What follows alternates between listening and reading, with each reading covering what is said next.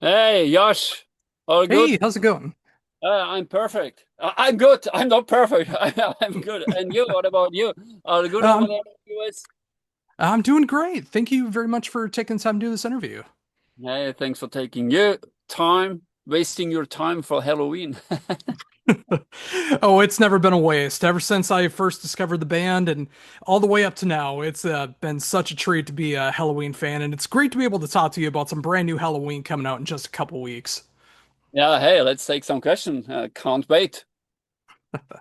Oh, awesome. Well, first of all, I just want to say that I really do love the new album. From start to finish, I just love everything about it.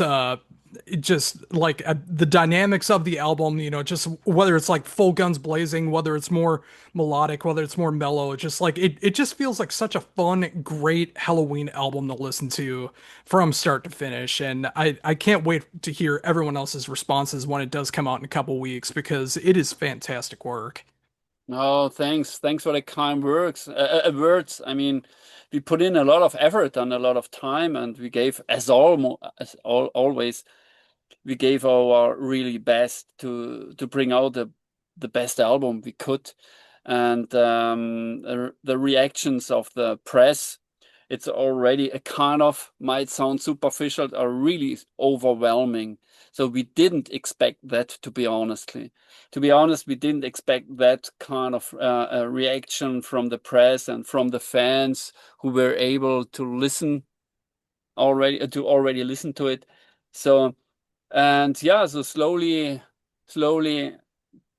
personally, slowly, I'm getting a kind of proud of what we did.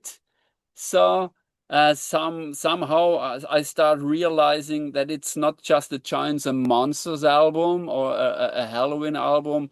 No, it feels and it sounds as it get, yeah, something like a like something really big for the Halloween's career.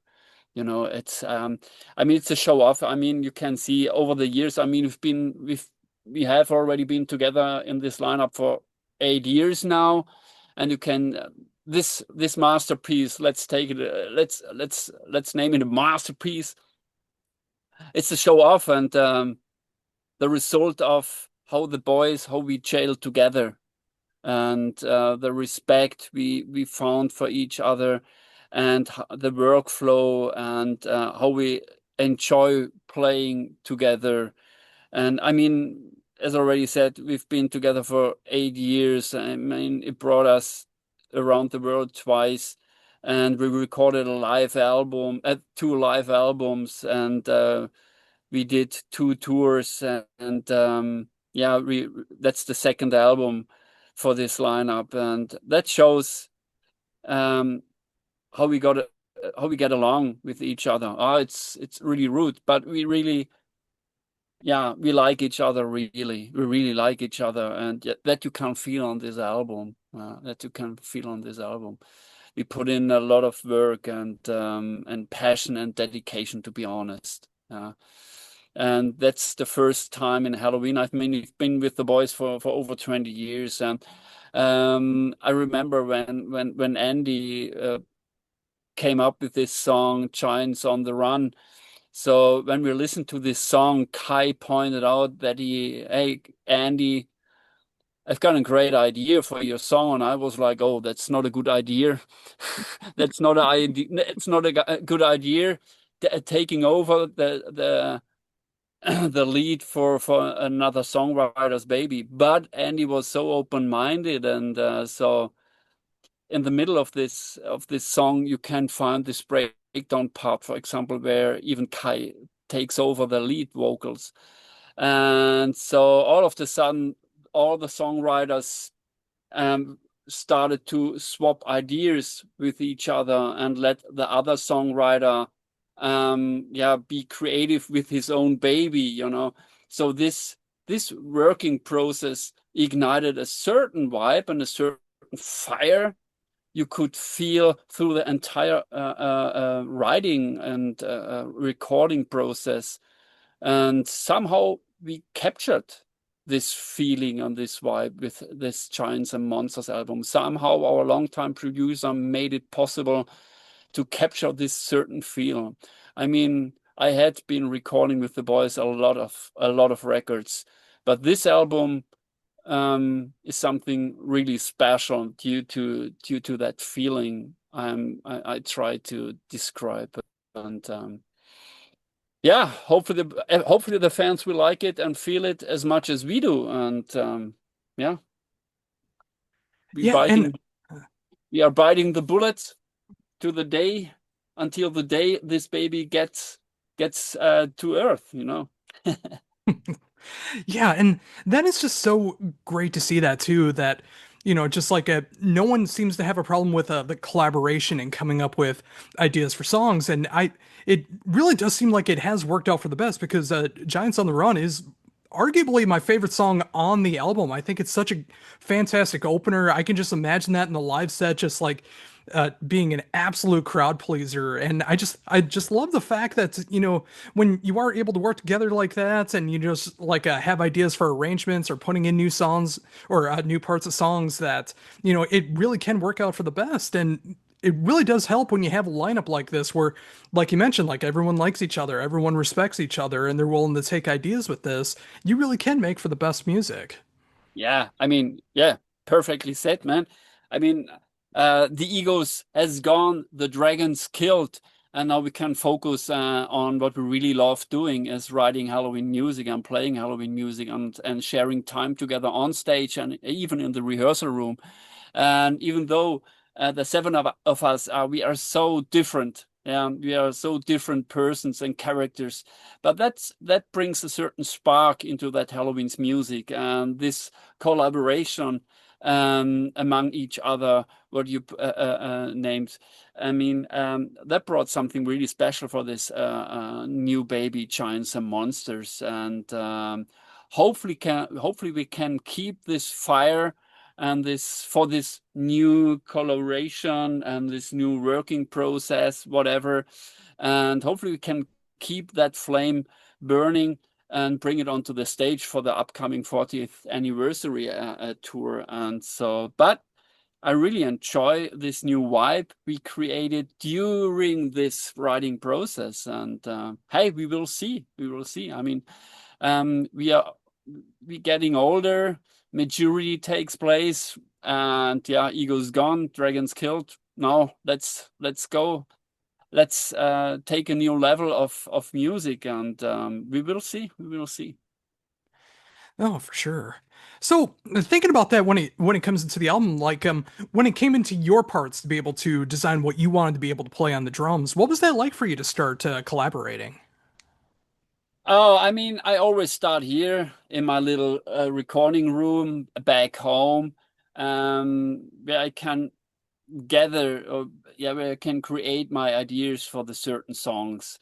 And together with our longtime producer Charlie, we were we brought we were thinking about, so what were what could we do for this new album, something, a new a new recording process, whatever. So at the end of the day, we thought, okay, this time we should we should we should be really meticulous or even more pedantic of giving every song, every baby, every song the perfect face in a way of the perfect feeling and even the perfect drum sound. And that was the first time.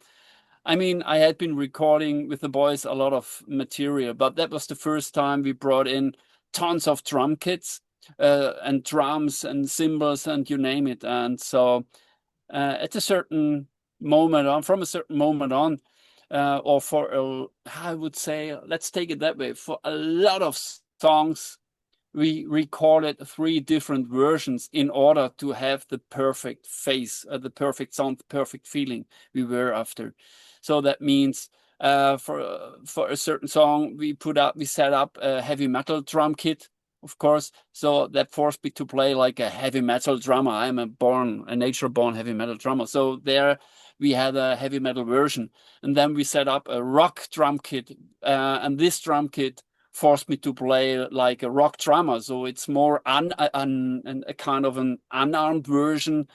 And so at the end of the day, we set up a kind of a stadium rock drum kit. So just three toms, one big 28 bass drum, and this kind with a single pedal. And for me as a double bass drum player, that was completely new to record with a single bass drum pedal with a 28 bass drum and three toms. So there was me, three toms, and a big bass drum. And this ended up, or this forced me to play more simple with more simple grooves, more easier sounding drum fills. And at the end of the day, so we had this kind of let's say a stadium rock version. So for a lot of songs, there are three versions. There are still existing three versions: a heavy metal version, a rock version, and a stadium rock version. So and having those three versions on tape, we were able listening back and getting the perfect feel due to listening to these three kind of versions. And that ended up in having the perfect sound, the perfect feeling for all of the new songs. You know, if you listening closely, you will find the difference. You will hear the difference. For example, Tokyo has a completely different drum sound as, for example, Giants on the Run.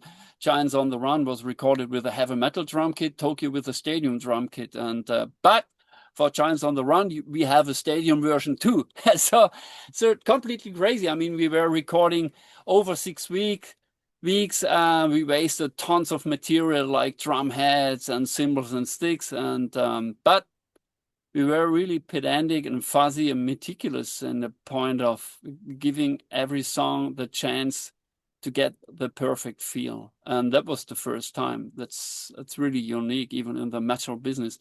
Haven't heard a drummer pointing out that he recorded with three different drum kits, you know, and but it was worth doing it, and I'm really proud of it. And yeah, that makes, at the end of the day, that makes Giants and Monsters so diverse, you know, and versatile, I would say. Oh, absolutely. And it really shows your skills as well too, because there's a lot of drummers out there. It's like if you take away a cymbal or you add a drum, they get completely lost because they're so used to just playing one kind of setup. But you're able to play like three different kits and you're able to adapt to those situations. And the fact that you can have a stadium rock, a rock and a heavy metal setup like this, and you're able to like pick and choose what works best for the album and the songs at hand, that really shows the power of what you can do. Yeah, hey, thanks for the compliment. But it was really strange and it took a lot of effort. I mean, wow, it wasn't as easy as it might sound right here. I remember the first time setting up this stadium rock thing, and all of a sudden, okay, I did a kind of a sound check. Okay, every signal is there, and all of a sudden, I could hear the click track running, and I was like yelling, "Hey, Charlie, stop, stop! I'm not really blah blah blah blah. I'm not ready yet." And he was like, "You will survive. Come on." And so we jumped into the recording process for Tokyo. That was the first song I recorded with this kind of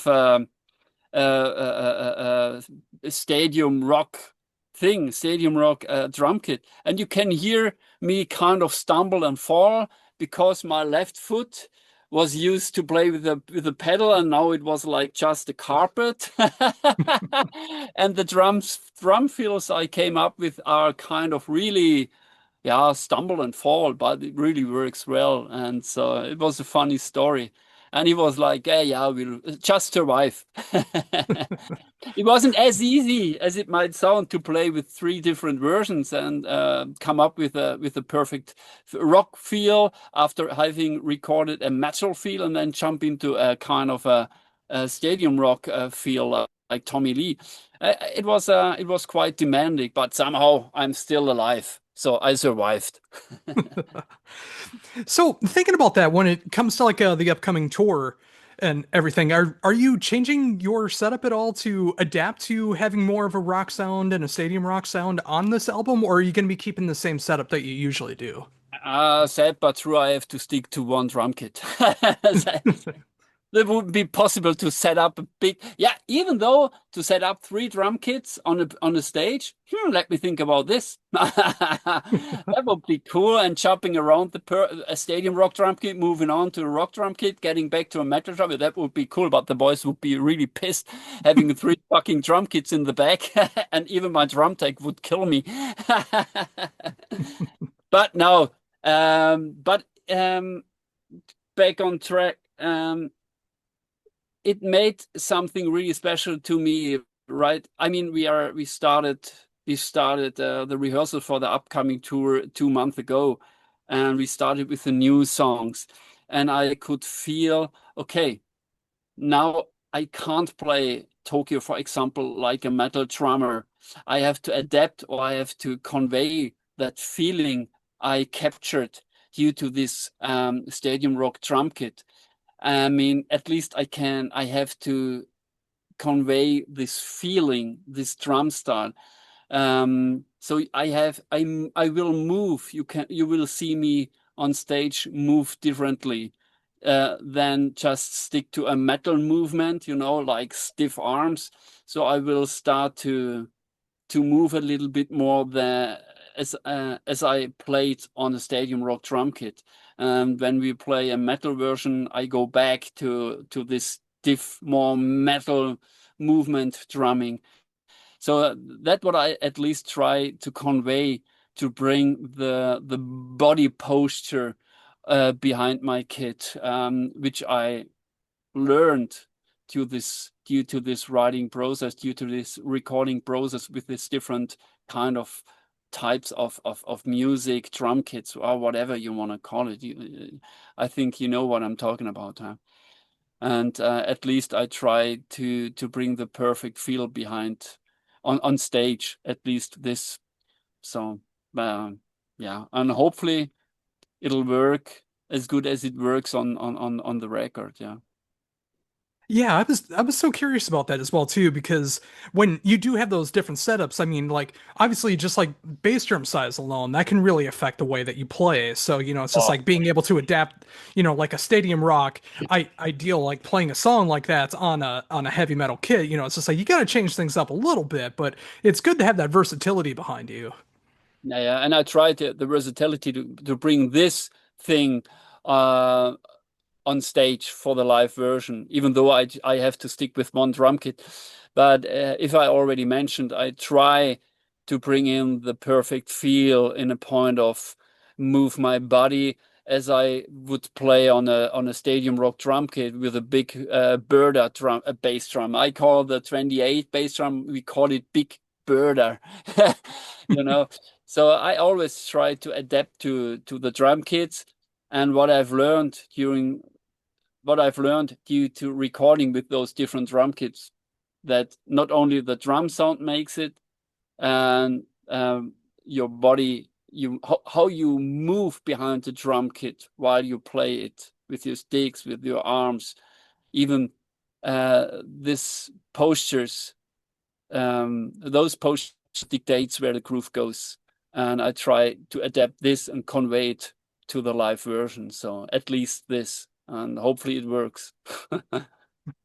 Oh, I imagine it will, and I'm so excited to see what's going to be a part of the set when it comes to the 40th anniversary set list and everything. Because it's just with so much material out there to be able to choose from. Obviously, some songs are mandatory, and then there's new songs off the album you want to be able to show off. But the rest of those songs, I'm so curious to see what's going to be a part of that, and I just can't wait to see. Oh man, it's always tricky to rustle up the perfect set list. I mean, as soon as we start to put songs together that probably could work for a set list, I already can hear the critics yelling and boasting around, and blaming around. But for this time, yeah, hopefully we put together a great set list to in order to have a great party on stage to celebrate the band's 40th anniversary together with you guys, together with the fans down there. But it's, as you mentioned, as you pointed out, with such a big, massive back catalog with all those great tunes. Oh man, we could play 10 hours. We could easily play 10 hours, but we have to play only 2 hours to strip it down. And so it's so tricky. It's quite tricky to rustle up or to set up or to put a great set list together. So in order to fulfill every fan's dreams or expectations, I mean, incorporate all those songs, man. Hopefully, the fans will like it as much as we do. You know? Oh, definitely. And yeah, like I said, I'm so excited to see what's going to be a part of that. And of course, with hearing the new album, I'm excited to see what songs are going to make it into the set. And I got to imagine that there's going to be a couple that have already premiered as well with the singles that have been released so far, which I thought were like two fantastic choices off of the album to be able to show them off as singles. But also, the great point of that is it doesn't give away what the album sounds like either, because there's so much more than the two singles that have been released so far. Like, how hard was it to be able to decide what to show off from the album ahead of time? That's a good question. I mean, at the beginning when we started writing, we had 30 songs, 30 ideas, 30 structures, not really written out tunes.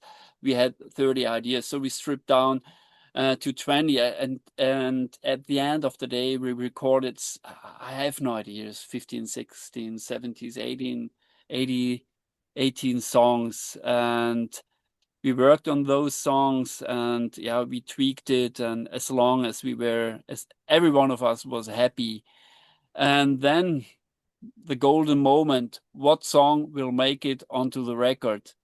That's the tricky thing. That's a tricky part because I mean, if I wrote a song, I would love to have it on the record, and I would be really disappointed to not find my baby onto the record. But the quality dictates what song will find its way onto the record. But that's mainly the part of people we are surrounded by, the management, the producer team, and we invited a lot of close friends who are really who knows the Helloween tree inside out. And so those people gave us a great overview about what songs have to be on the record.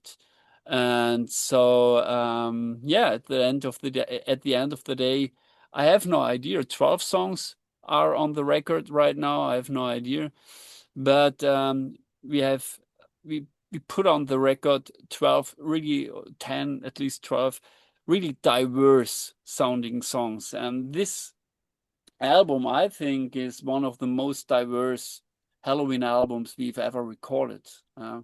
So regarding for my taste, and as I said, we always invite people we are surrounded by and give their opinions the golden moment. Let's take it that way. The golden moment. What song will make it? And yeah, and then it's about what song could be the first release, what song could be the second single, what song could be the third single release. So that's always a magic moment and a tragic moment. It's really tragic.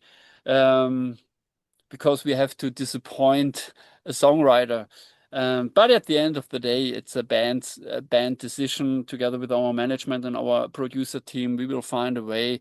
And yeah, when it's released, it's released. And when the fans start cheering up the song, we are happy to, even though it's not my song or whatever. As long as it's Helloween, it's good.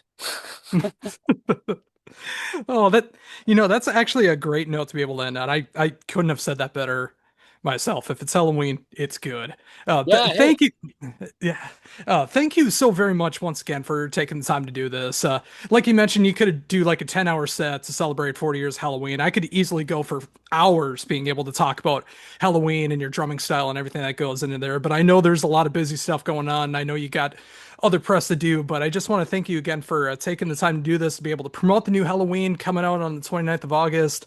I love this album. I can't wait to see all the tour Thank dates that you. are going to be announced and everything, hopefully making it back here to the States and We everything will. else that happens with that. But yeah, I this was such a fantastic time. It was awesome to be able to talk to you. And yeah, one last time, thank you so much for taking the time. Hey, Josh, thanks for taking your time, asking some really great questions. We had a really unique vibe, I think, going here, what I really enjoyed having. And yeah, hopefully we see each other in May.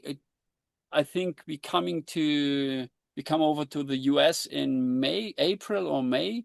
Maybe you could make it to a concert, and maybe we will find a bit time to have a beer at least, whatever. So yeah, hey, would be cool. Take care and enjoy the new record as much as we do. And thanks for asking. Oh, yeah, absolutely. If you guys make it back to Minnesota, I'm 100% going to be back there. Yeah, thank you again for everything. I'd love to take you up on that offer for a beer sometime if that happens that way. But if it doesn't, just the next time that we're able to talk again, talk about Halloween or anything else you got going on. So, yeah, one last time, thank you so much and have a great rest of the day. Hey, Josh, thank you. Have a good Thank you. day too. Bye bye.